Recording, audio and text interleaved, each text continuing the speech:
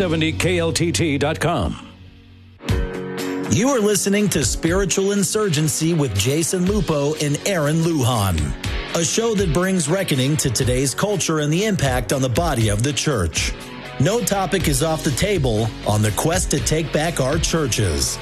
Join Jason and Aaron and swim against the current of the modern culture.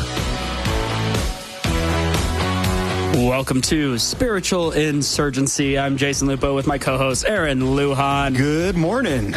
Good morning. This is a great morning. It's an awesome morning. It's an awesome morning. I'm happy. Good morning. We've got some interesting topics today, and we're going to kind of go down a rabbit hole. Not like we don't go down a rabbit hole every single Saturday. Free falling.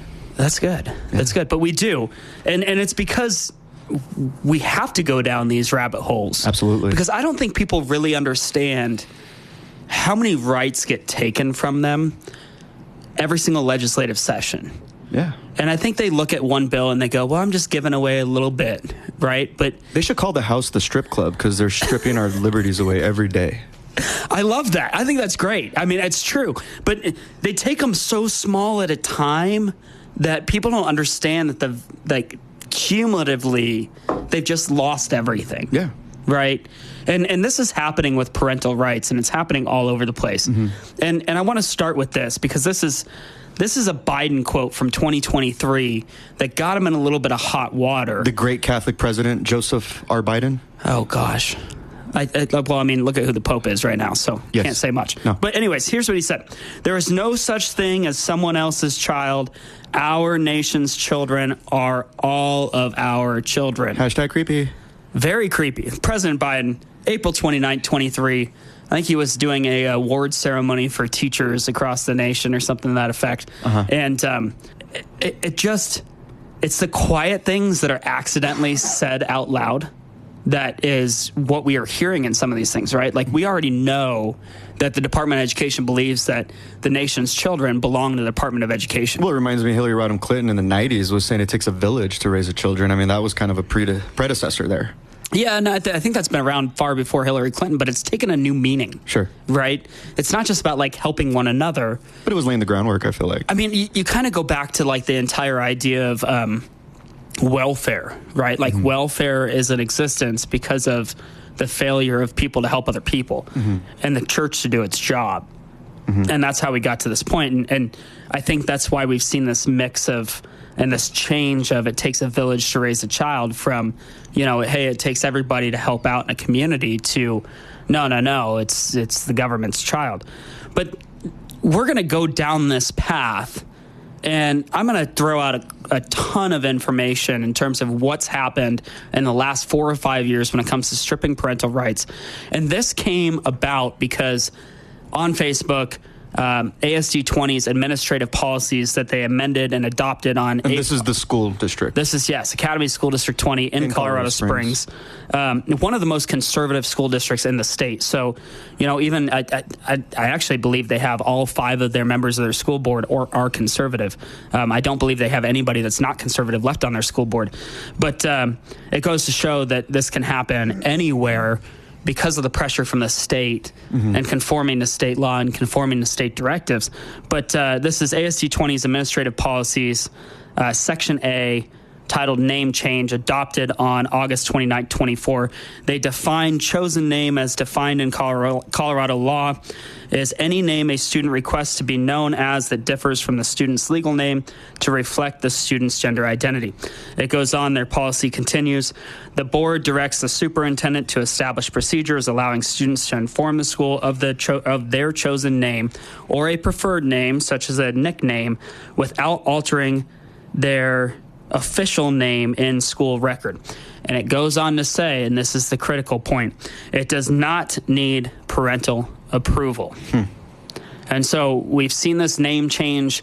There's actually a name change bill in the House last year. It did not pass, demanding that if a child wants to change their gender or their name, that parents must be informed. I have a question. So is this a legal precedent for actual legal name change, or is this just what I'm going to be called by my teacher and within the school? It's just what I'm going to be called. Okay, so if I identify as a cat, you can call me like Fuzzy. Like that's my name, Fuzzy. We can call you Fuzzy, and then we can send you over to Michigan. Why Michigan? Oh, to get eaten. Gotcha. Okay. Yeah, we can get you over to the Haitians. But there you go. Conspiracy theory number one. There's evidence that is happening. I don't disagree. They're eating the cats. They're eating the dogs. You have a great, just a phenomenal. It's unbelievable. Believe me. If you didn't look Brown? like not Caucasian, you could maybe pass as Trump. Unbelievable. I don't think we have enough makeup to Love make you this look guy. like Trump. Love this guy. All right, but this is not so we have a whole lot of precedent. When you talk about precedent, there's a whole lot of precedent in the last 4 years about how parental rights have been stripped from parents in the state strip club, the state house. Yeah, exactly. Yeah, I like it. We're gonna run with it. It's a Christian radio station. Let's run with it. So, well, we have this is from the Senate though, not from the House, but Senate Bill 21-016 passed in 2021 gives kids and teenagers the ability to get vaccines, specifically HPV, hepatitis A, and hepatitis B vaccines without parental consent. God bless the pharma industry. These guys are just so sneaky. Yeah, that's so crazy. sneaky. But here's the thing, and here's what is mind-boggling.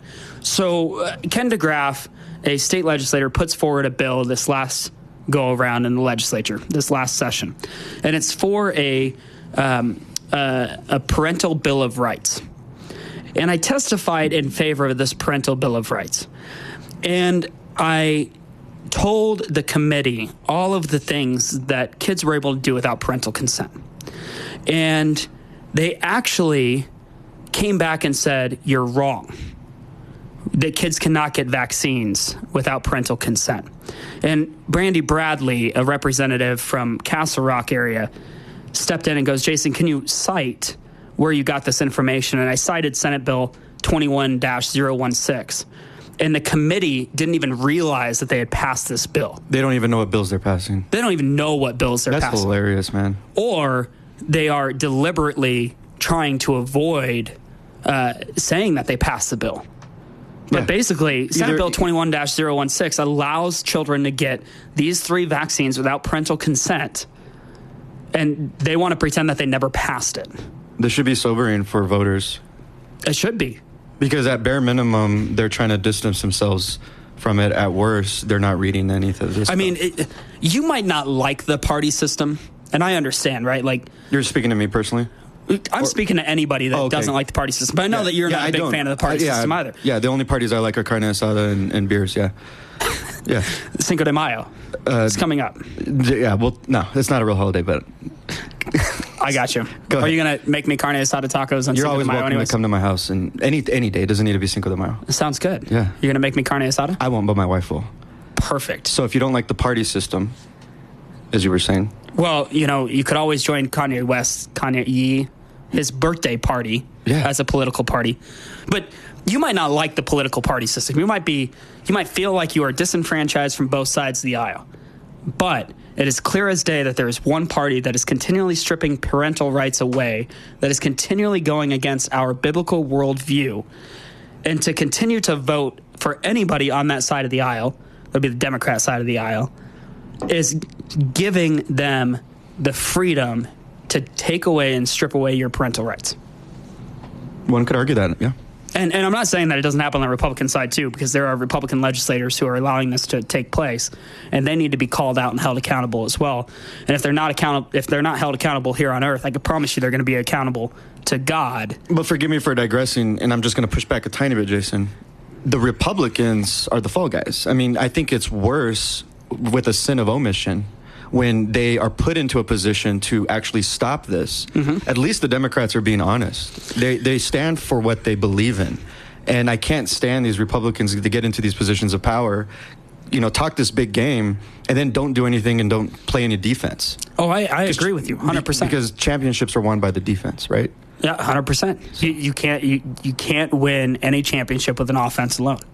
But at the same time, I mean, they're being quiet. And like I said, if they're not held accountable here on earth, they're going to be held accountable in God's eyes. Yes. At some point. Yes. And so, that's on them. But either way. Heaven help us. Let's stop them now. So we go on, and we're going to make this last point, then we're going to take a brief break. But Colorado's abortion law presently allows for minors to get an abortion without parental consent. They are, however, required to notify parents within at least or more than or 48 hours before the procedure is supposed to take place. But presently, any minor can go receive an abortion, and their parents cannot stop them. Is there an age limit to that? 18. So a 14-year-old can walk into Planned Parenthood and without parental consent can just get an abortion? Yes. And their parents will be notified. With 48 hours prior to the procedure? Correct. And how reliable is this notification protocol? I don't know. Because it almost reminds me of, when the illegal immigrant gets pulled over for the DUI, and instead of getting deported or getting arrested like a taxpayer, they get here's a summons to appear.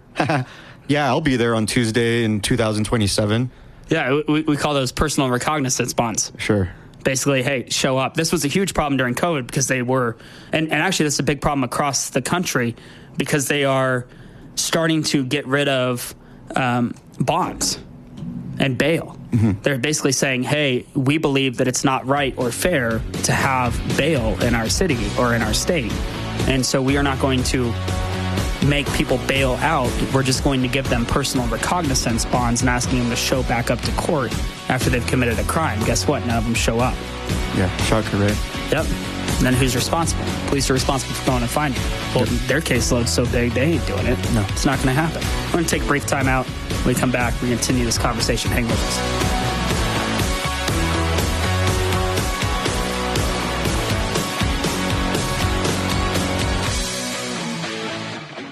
Teamwork is at the core of any successful organization. Full Armor Sports, led by national champion coach Jason Lupo, is now registering for school year sports programs. Full Armor is a multi-sport teaching and training organization with homeschool options available.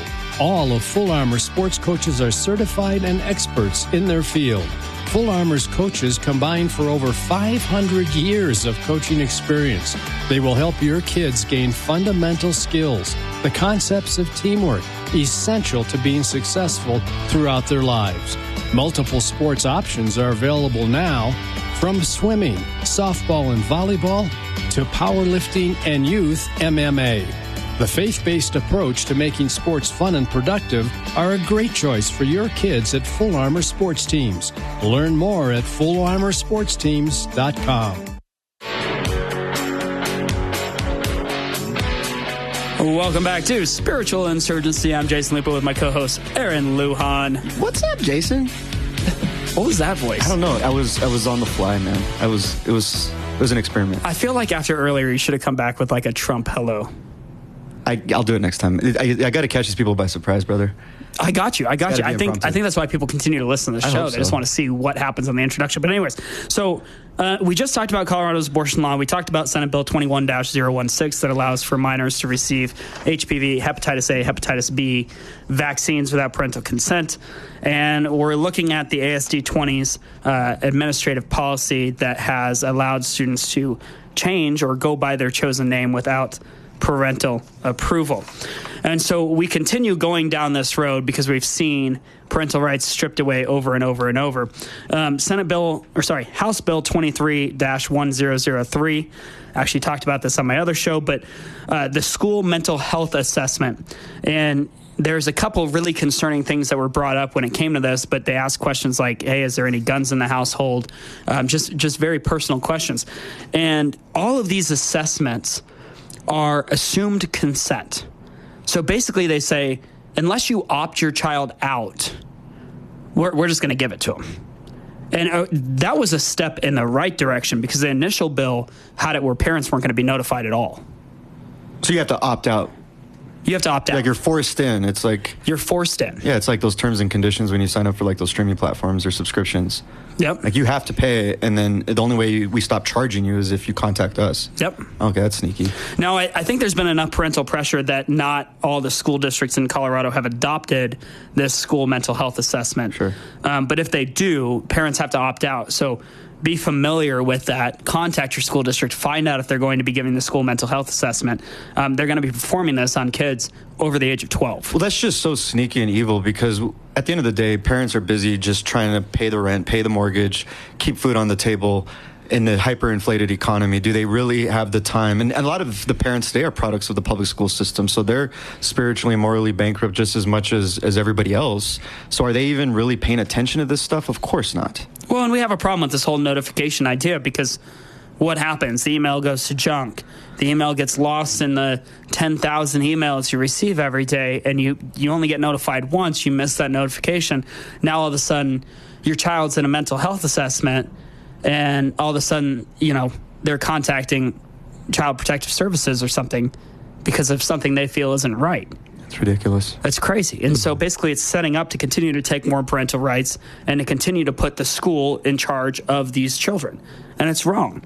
And so we go on because Colorado Revised Statutes 25-44-101 basically, Colorado states that if school or school district offers sex education, then that education must be comprehensive.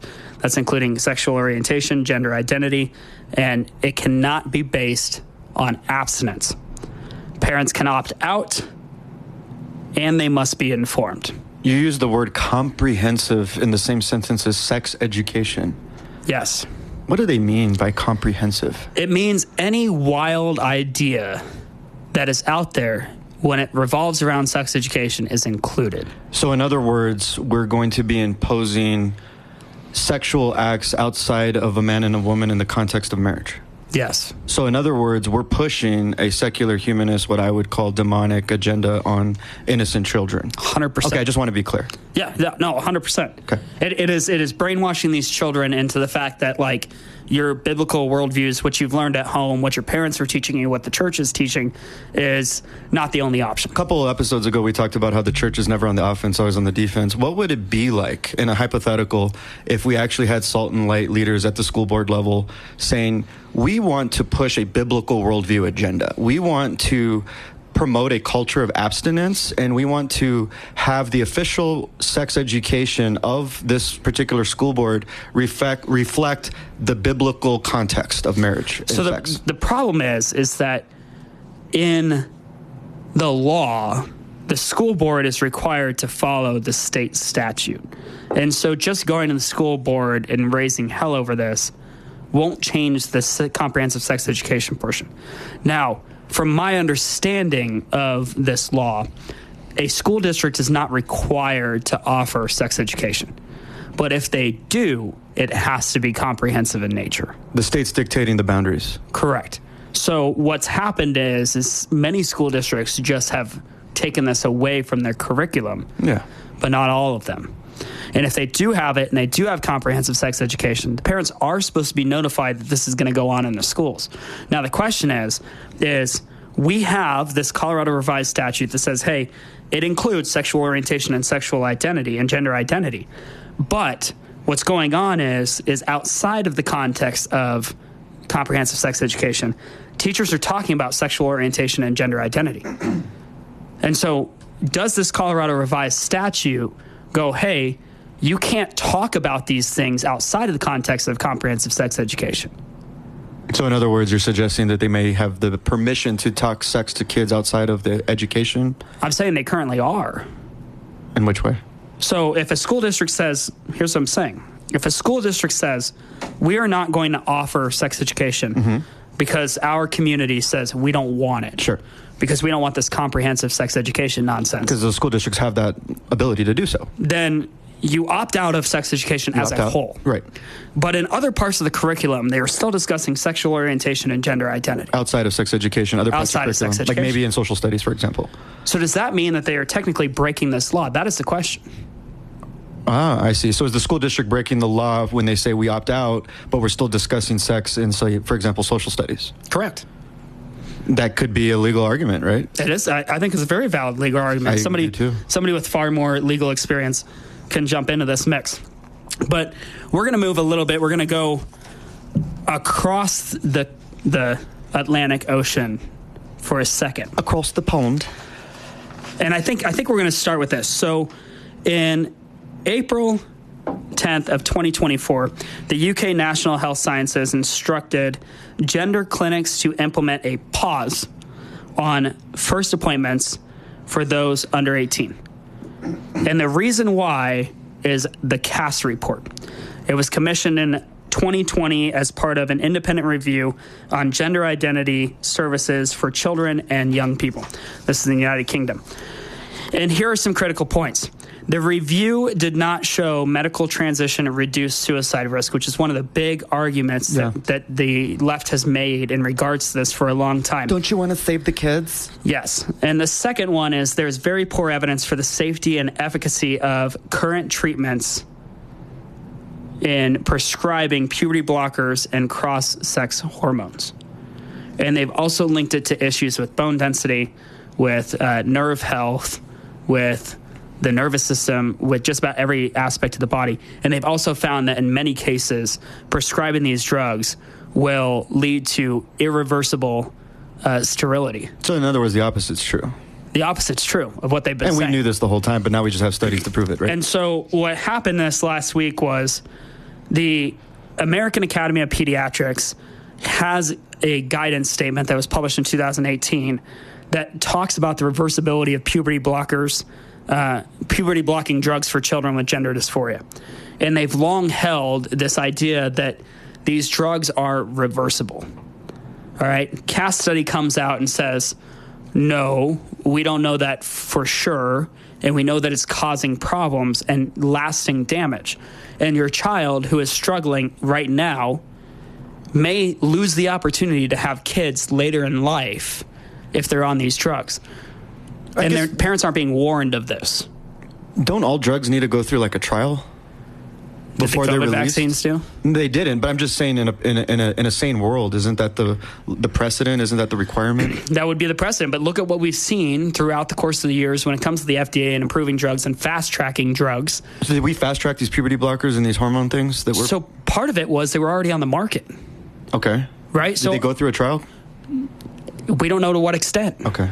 So at least I don't have that information in front of me, but the drugs were already on the market. Okay. And so they're being used for something different. Sure. Right? And so it's an easier process to prescribe it for something different. These people are so ridiculous. Why they demonize ivermectin? I don't know. Anyways, to this day. Yeah. To this day. But anyways, so the American Academy of Pediatrics has 2018 guidance that says that these puberty blocking drugs is reversible. And we know now that in many cases it is not. There's long-lasting damage that takes place, and your child may not be able to have kids if you put them on these drugs. Geez, if I put my 11-year-old on puberty blockers, you're telling me that something's going to go wrong? Don't act so surprised. This is so stupid, bro. So we do have some light at the end of the tunnel because 22 Republican attorney generals, led by Idaho Attorney General Raul Labrador. I wonder if he owns labs. I hope he does. All right. They have filed and they've demanded that the American Academy of Pediatrics retract this guidance. You mean the same American of Pediatrics that is taking money from Coca-Cola? I can neither confirm nor deny that information, but I'd be happy to look it up. Do your own research, but I'll allow you to continue, please. Yeah. So they go on, they say telling parents and children that puberty blockers are reversible, at the very least, conveys assurance that no permanent harm or change will occur. We know that there is the potential of permanent harm and change, which you're trying to make a change, so why wouldn't you think that the change would occur?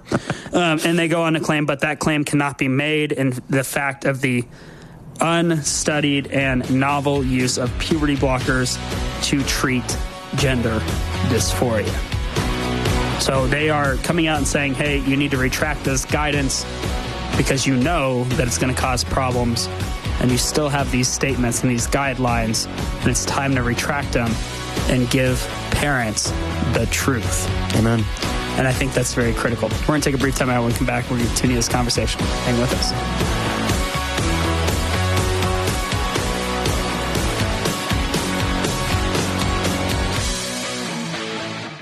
Full Armor Sports Teams has a new facility for after-school youth programs. It's located at 2380 Montebello near North Academy and Union with 2 pools for swim lessons and swim teams, a weight room for powerlifting, conditioning, and more. Full Armor Sports Teams is a Christ-centered and family-oriented organization bringing the youth of Colorado Springs together.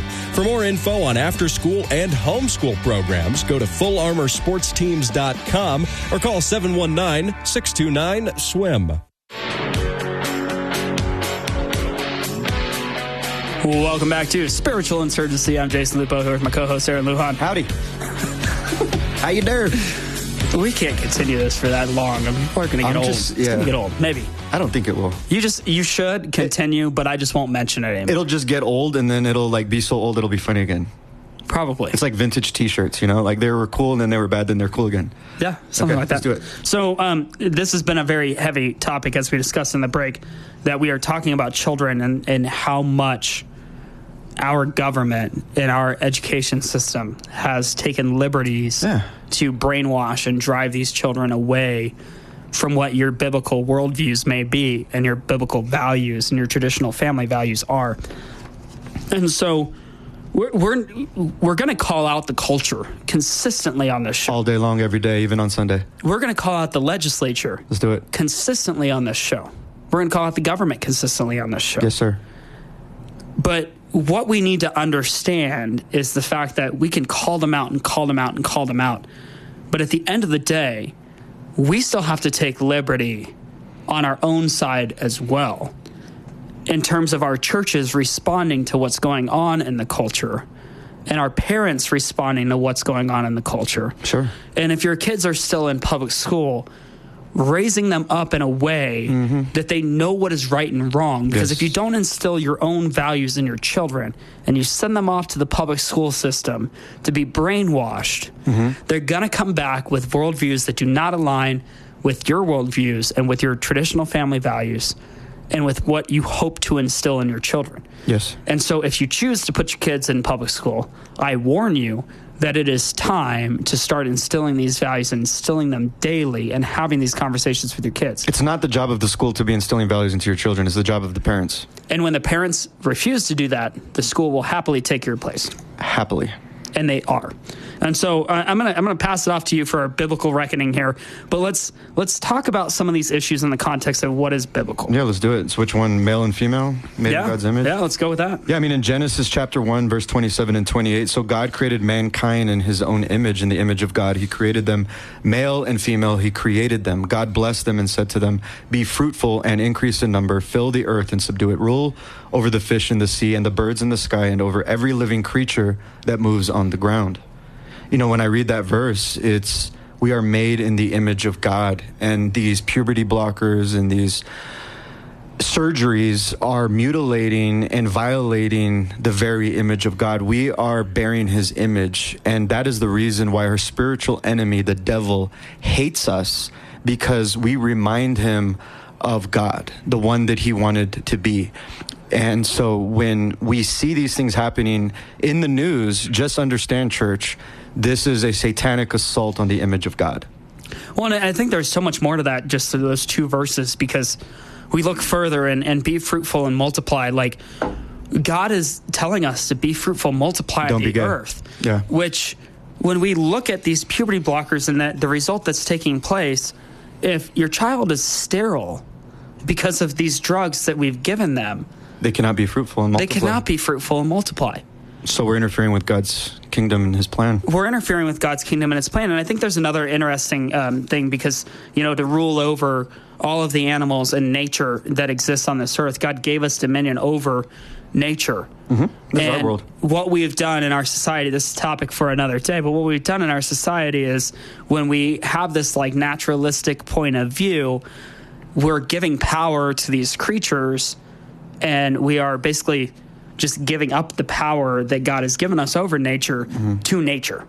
Yeah. I think that's what kind of this humanistic idea of naturalism is, that's kind of taking place. Gaia, the worship of earth. Yeah. It's demonic. And earlier in the broadcast, you were talking about the legal provisions of changing your name, right? And I think in the context of the Word of God, it's important to remember Isaiah chapter 43, verse 1, when it says, "But now, this is what the Lord says, He who created you, Jacob, He who formed you, Israel, do not fear, for I have redeemed you. I have summoned you by my name, you are mine." There's a big theme within Scripture about names. When you look at especially the Old Testament, it's always the son of, and it's always an emphasis of the name. When Moses asked God, "Who are you?" He said, "I am. I'm the great I am."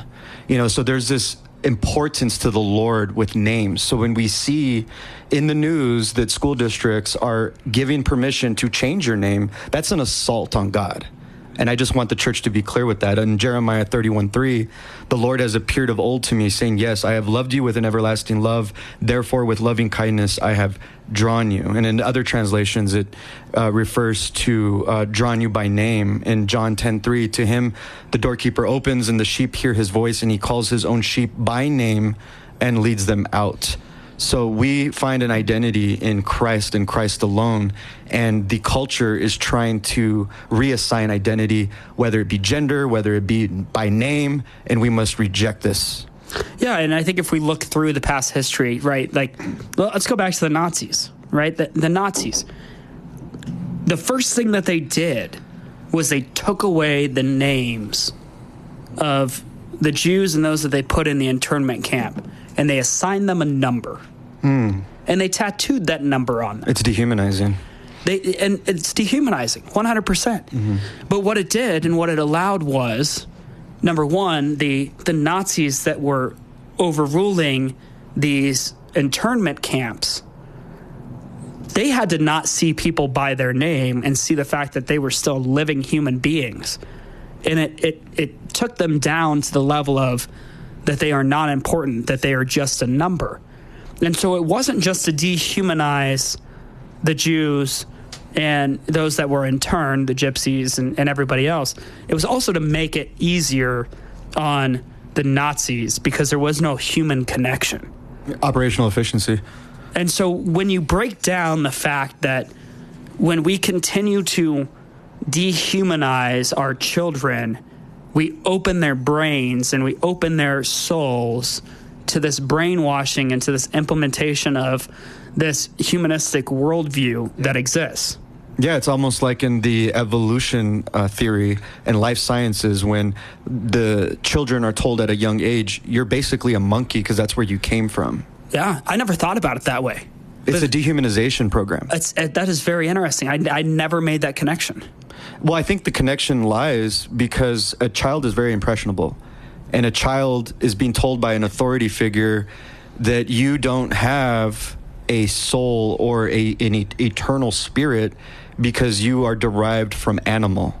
And that is completely demonic because Genesis 1 makes it incredibly clear that not only are we set apart, set aside, made in the image of God, but we're to subdue the earth and we're unique from living creatures. Yeah, 100%. And it's if we continue down this path where basically we are telling kids that their name no longer matters, that their gender no longer matters, that how they were born doesn't matter, that their status in life is too great, that they need to reduce themselves. Remember this idea of what did they call it? Like the critical race theory, and I'm losing the term, but I'm not remembering either. So here's the other interesting thing. In Chicago, a university just released the fact that they are running a poverty simulation exercise. Poverty simulation? Yeah, somebody can go pay to simulate what it would be like to live in poverty. I don't think anybody needs to simulate that. I think that's like 30% of the population at this point. I think it might be more. Probably. We're living in Biden economics. Yes, we are. So anyways, but we're heading a little bit down a rabbit hole that's not the top of conversation today, but bring us back on track, Jason. Yeah, so we're made in God's image. And I think you got Genesis 2 in front of you. Can you just read Genesis 2 for me? Yeah, Genesis 2, made in God's image. Then the Lord formed a man from the dust of the ground and breathed into his nostrils the breath of life, and the man became a living being. And I think the entire context is important because prior to that, in verse 6, later in verse 8, now the Lord God had planted a garden in the east, and Eden there he put the man he had formed. The Lord God made all kinds of trees grow out of the ground, trees that were pleasing to the eye and good for the food. In the middle of the garden there was the tree of life and the tree of knowledge of good and evil. To me, that speaks a lot of intentionality about God, that God had a very specific design for mankind, that we are important, contrary to what the overlords in the public school system may be trying to tell us. And that's why it's important in this time and in this age that we as the church start speaking truth to this, because the days of playing defense are over. Well, and I think it's important because the word God breathed life into Adam, that word breath in the Greek is pneuma, and in Latin it's spiritus. Wow. And I didn't know you were a theologian, Jason. I'm impressed. The Greek word pneuma actually means spirit. Okay. It doesn't actually mean breath. Interesting. He breathed his spirit. And so that's hard, bro. If you think about inspire, right? To inspire, which is what we call inhalation in U.S. terminology, but inspire, expire, we're talking about literally breathing spirit is what Genesis 2 is alluding to, that God actually breathed his spirit into Adam. And so if we are made in God's image, male and female, for the purpose of reproduction and for the purpose of living out God's will for our lives, and we're doing it with the spirit that God has placed in us, and we go and mess with that with these kids, my gosh. Well, it brings into question, well, what does God think of that, right? When you mess with these kids.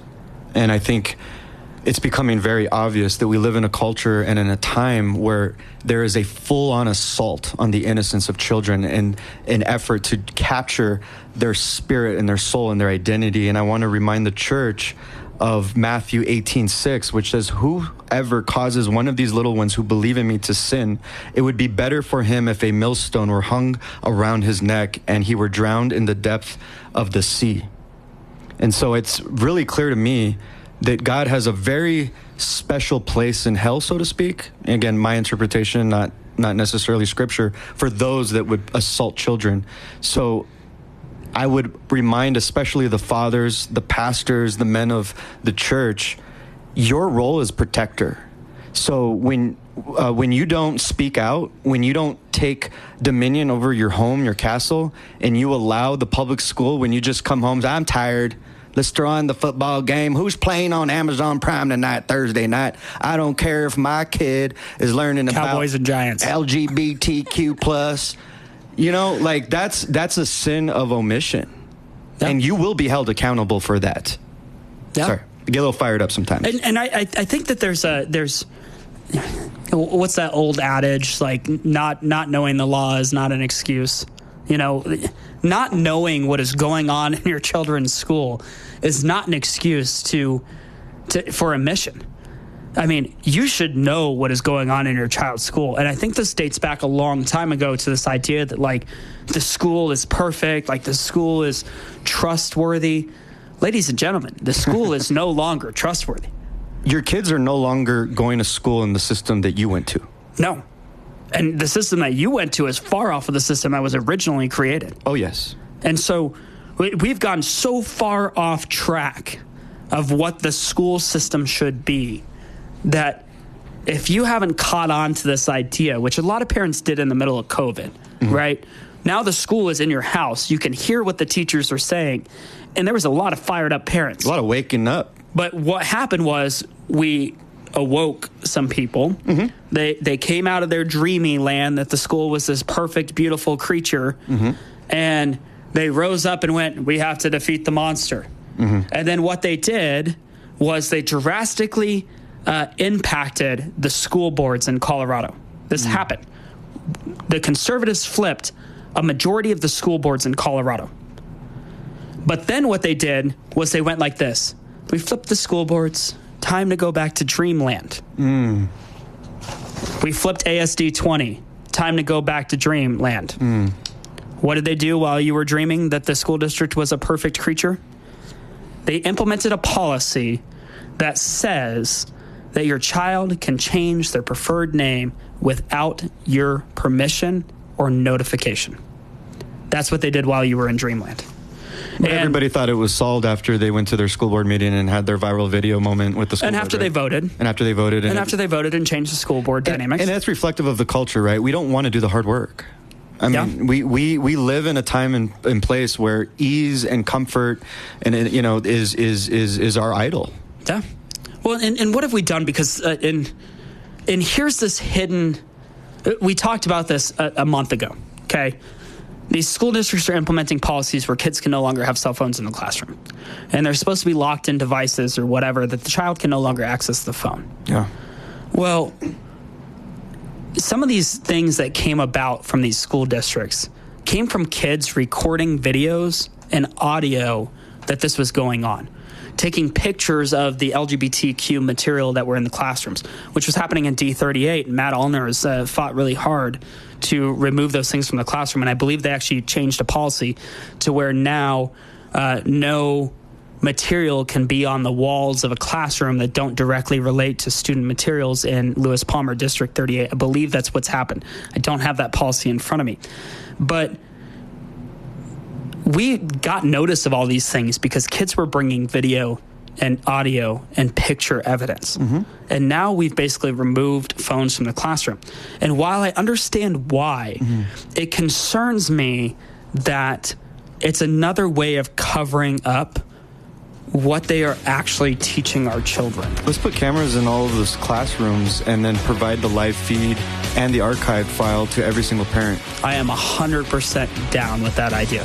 The problem becomes now we talk about privacy and the privacy of students. What privacy needs to be protected in a public school in a classroom? I don't disagree with you. I think that there's a good argument that we should have it. We're going to take a brief break. When we come back, we're going to continue this conversation. Hang with us.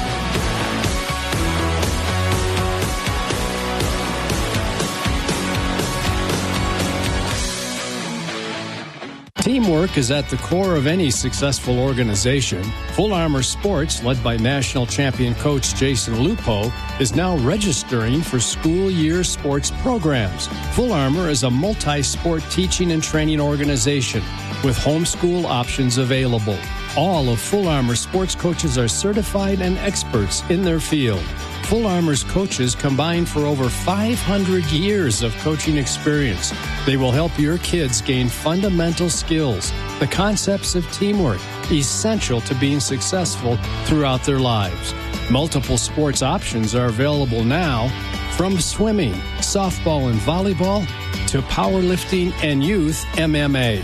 The faith-based approach to making sports fun and productive are a great choice for your kids at Full Armor Sports Teams.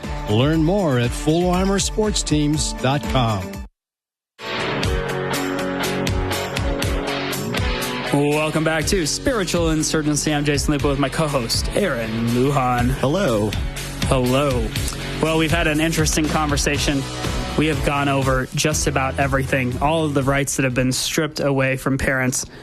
Name changes, the right for youth to get abortion without parental consent, the right for youth to get the HPV, hepatitis A, hepatitis B vaccines without parental consent, the right of the school districts to run school mental health assessments where there is assumed consent from the parents. And then we have the Colorado revised statute that says that basically anytime there is sex education in the school districts, that it must be comprehensive in nature and include all sorts of randomness and just debauchery. And then we have, just this week, the 22 Republican attorney generals, led by the Idaho AG, demanding that the American Academy of Pediatrics retract its 2018 guidance that claims that puberty blockers are reversible and should be prescribed for children with gender dysphoria, coming out of the CAST study in the UK that says we have the whole thing wrong and we should probably stop doing this. Now, this is a product of a much larger situation, and for once might be the only time we're going to attempt to solve this problem. But it really comes back to the parents, the churches, to understand what is going on in these schools and to actually raise up children in the way that they should go. Children, obey your parents in the Lord, for this is right. Honor your father and mother, which is the first commandment, with promise that it may be well with you and you may live long on the earth. And you, fathers, do not provoke your children to wrath, but bring them up in the training and admonition of the Lord, says Ephesians chapter 6, verse 1 through 4. I want to take a stab at this, Jason. Take a stab. Go for it. I'm going to go OJ with it, bro. Somebody bring us a Ford Bronco. Yes. Homeschool, homeschool, homeschool. Now, the minute I mention that, well, I can't do it. I have a job and my wife works and the economy's inflated. And I know it's politically correct to say, well, I understand not everybody can do it. I'm going to push back and I might make some enemies right now, okay? And I'm going to use my own personal life as a testimony to this. So I met my wife when she was a director of sales at a Hilton, making great money. I was in corporate sales, doing good, 6 figures combined. We would have been over close to $250,000, okay? And we made the decision to start a business, and my wife would be a homemaker. And we made that decision in light of the fact that we weren't going to have the lifestyle. We weren't going to be able to go on Instagram and show all these people who really don't care about us. Look at our vacation. Look at our house. And those things in and of themselves aren't bad, right? But it comes back to priority. We wanted to prioritize Ephesians 6, 1 through 4. We wanted to raise our children in the admonition of the Lord. And in order for us to do that, we needed to have my wife at home, being the primary homemaker, caretaker, educator. And I will tell you, it has been the hardest thing. In 2019, end of 2019, I left corporate sales and went and started my own company. We ended up losing our house, a beautiful home, and we went into a really deep financial struggle. And it was, and continues to be very difficult. But you know what? We have the long game in mind. We have heaven in mind. I want my 3 kids to know their mother intimately, and I want them to remember that they were raised in the admonition of the Lord, and all those values and all that school time was passed on from their mother. And I'm trying to, as the father, as the provider, trying to create a lifestyle, but do it so that I don't have to go work for a corporation and go along with human resources with whatever woke social agenda is taking place at that corporation. But I will tell you one thing, God's faithfulness remained through the entire time. God honored that decision, and he always provided. And when there was difficult times, somehow, some way, God always provided. And I will also say that giving up the things of this world and giving up my reliance on my income from a corporation forced me to lean in on God and lean in on faith and call him provider, because it's the unique experience of a Christian entrepreneur. And I'm sure, Jason, you could attest to that. But my encouragement, or the fire that I'm trying to light up right now, is decide on what your priorities are. And you may have to make lifestyle adjustments, and you may have to downsize, you may have to move, but you need to ask yourself, are you going to be on your deathbed thinking about the cruise and the house while your kids are out living for the world and being of the world, not serving the Lord? Or do you want to look back at that time and say, you know what, I did everything in my power, God honored that, and I have kids who were raised in the admonition of the Lord. And so homeschool for me it should be on the top of the list for everyone. And we are in the midst of a homeschool revolution. Jason? I mean, ladies and gentlemen, boys and girls, Kansas City Chiefs kicker Harrison Butker. Come on. Live in the studio. Very similar story. Was that Harrison's testimony? I mean, not to the T, but basically he said, like, hey, it's okay for women to be at home. Well, he got in trouble for that, though. He's misogynistic. But he did by the left, but who cares? Yeah. Right? Here's the problem. We care about the opinion of people that don't match our worldview. A very good friend of mine passed away recently. He was in his 70s, and he was asked by our pastor, now that you're nearing death, what is going through your mind? And he said, I care less about what people think of me, and I care more about people. Yeah. And so I want to take that lesson at 43 now and live my life, not when I'm 75, but now at 43.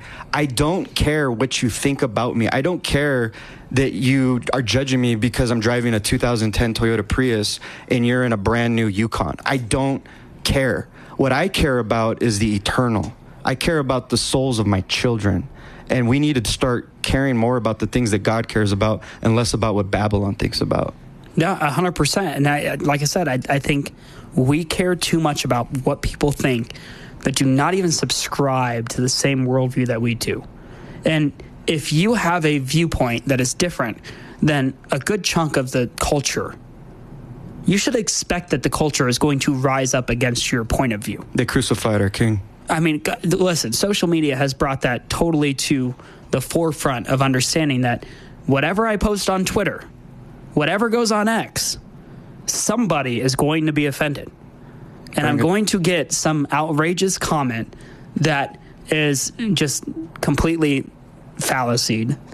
Cat Williams once famously said, if you don't got haters, go find out a way to get some more haters. Yeah. That should be the litmus test that you're on the right track. Yeah.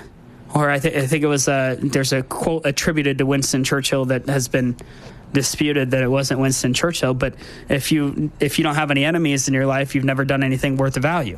We just dropped Cat Williams and Winston Churchill in the same context. That's awesome. There you go. Yeah. Well, I see, here's the problem is that we have, as a church, we have continually looked to the state to make up for the things that we don't want to do.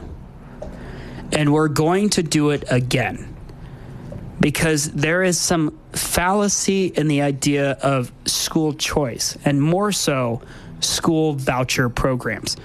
And this is not a if you think you're going to get some haters, I'm going to get some haters for this too. But let me just tell you something. Haters gonna hate. Okay. In the Colorado Constitution, the one that we're trying to amend with this November to put in school choice into the Colorado Constitution.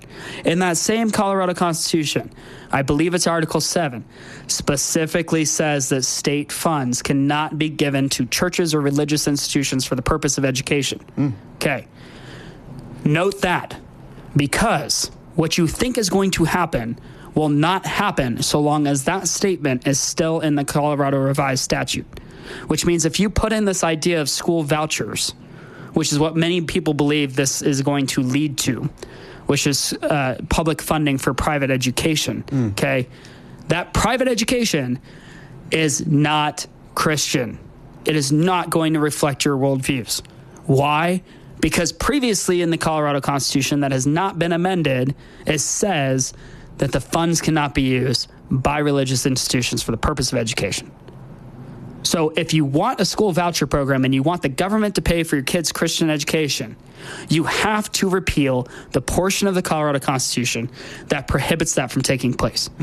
So what we are actually going to do, if we ever put a school voucher program in place, is we are going to put a school voucher program in place to allow money from the government to go into private education where they're going to teach the exact same nonsense to your children. Now, do I think there's going to be an added level of accountability when you give money to the private sector? Yes. Why? Because your dollar votes. All of our dollars spend, which we're going to talk about money next week, but everybody's dollar spends. And when you spend a dollar, you spend a vote. You are voting and saying, I agree with what this institution is doing. Now, it's going to increase accountability.